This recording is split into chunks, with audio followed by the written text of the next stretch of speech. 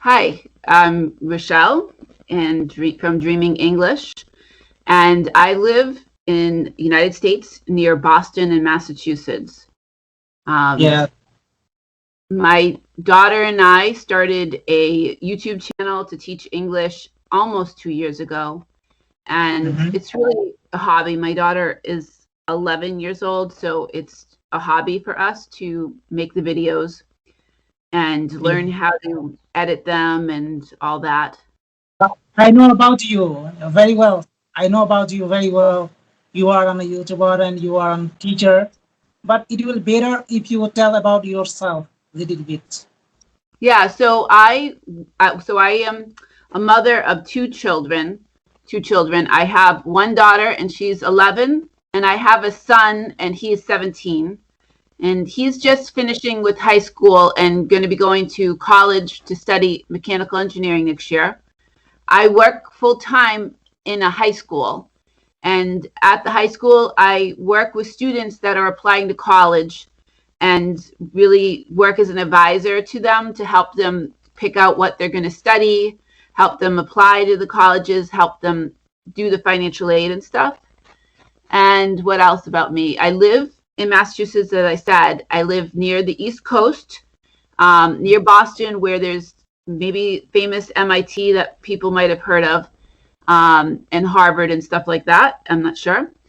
Mhm. So that's a little bit about me. Oh, What you are an English teacher of American.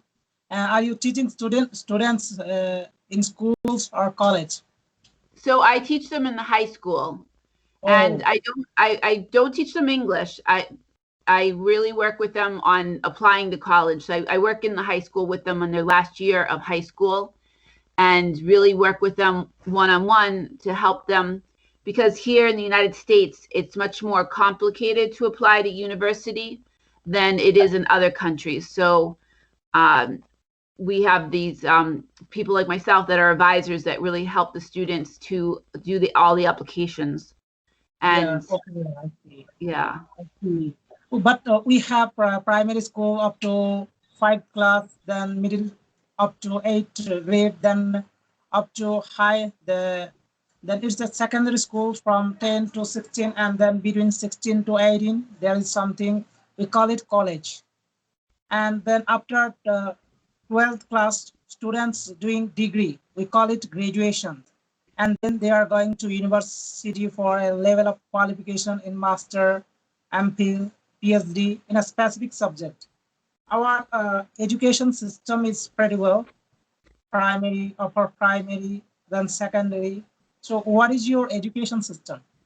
Okay, so ours goes from what we have kindergarten, which is, and then we call it K through 12. So we first have the elementary, which starts kindergarten and then first grade, that starts around 5 or 6 years old. And then Mhm, they go until fifth grade. And then they mhm, go to the middle school, which goes sixth grade to eighth grade. And then after that, they go to the high school, which is ninth grade to 12th grade, which is where I would work in the high school, and where my son is in the last year of that high school. After that, they apply for, during that last year of the high school, they apply to go to college or university, and they would go there for the 4 years. And then the graduate would be like that PhD or master's level. They would do that after that 4 year university, which we call bachelor's in the United States. I'm not sure if it's the same there, but we call that the bachelor's, or the undergraduate is the university level. And then once if they want to continue to go on to get their master's or their PhD, they would be graduate students, yes, sometimes yeah. at the same school or sometimes a different one. Yeah. But sister, we learn two languages as compulsory subject. That is our mother language and English. And but most of the students are studying in their local language. English language is an optional language.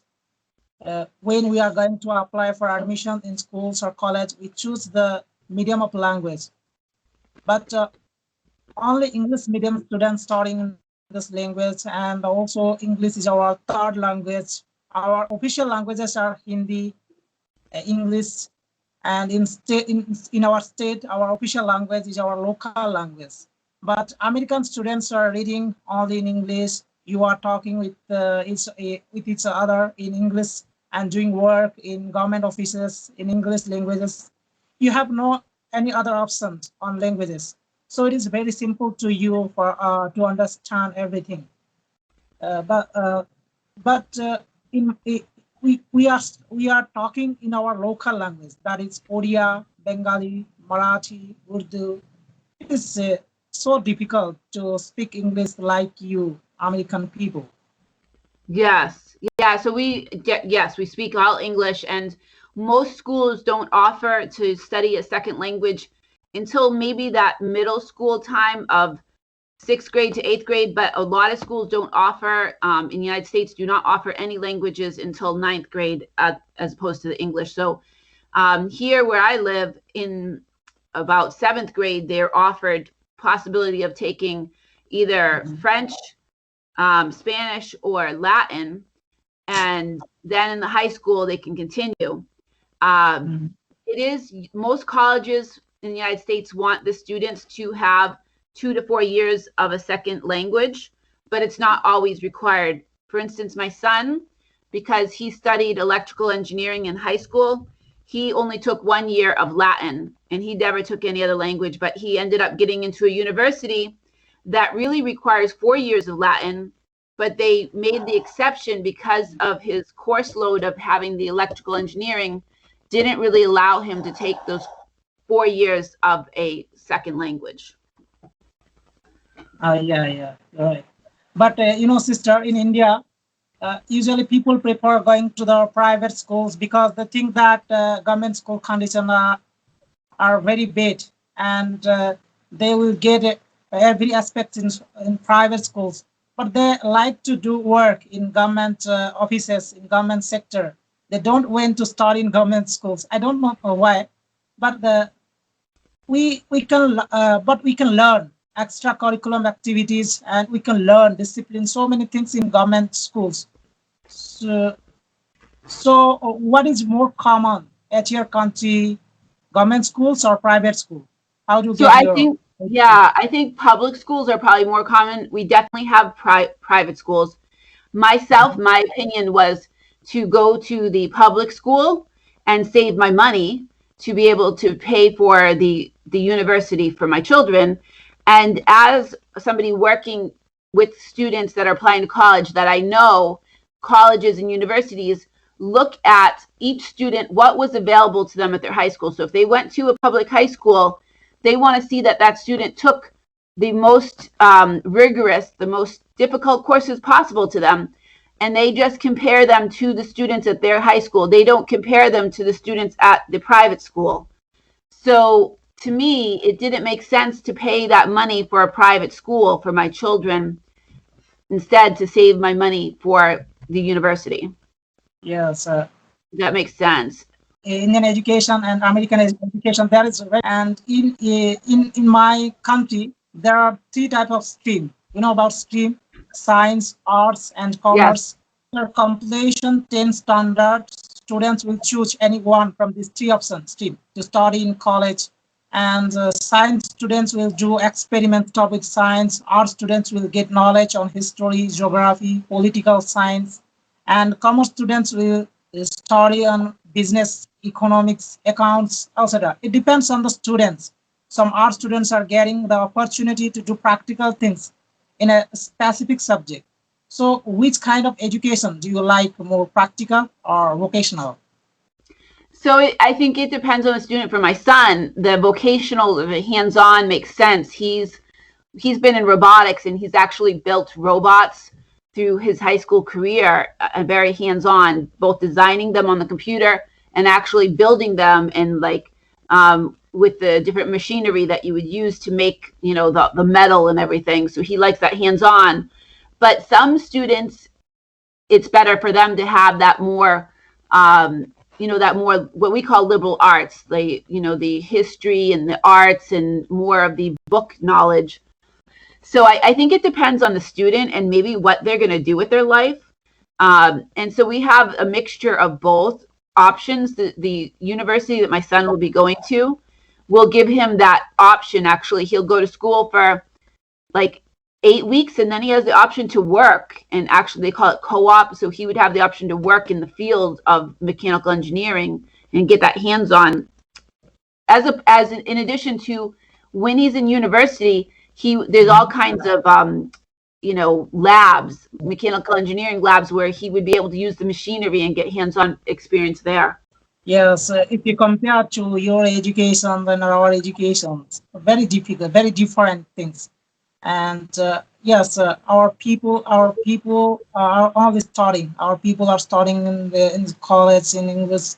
They have lots of theoretical knowledge, but they have no any practical knowledge.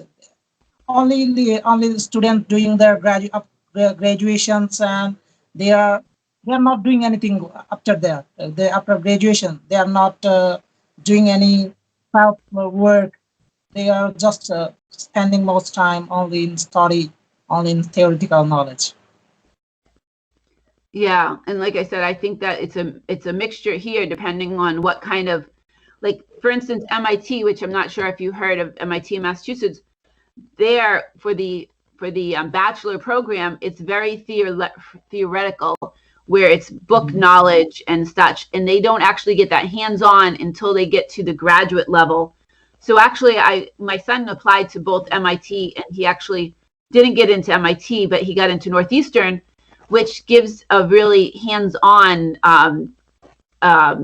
experience of being both hands-on for the undergraduates, where they'll be able to get in those labs and actually use the equipment and everything.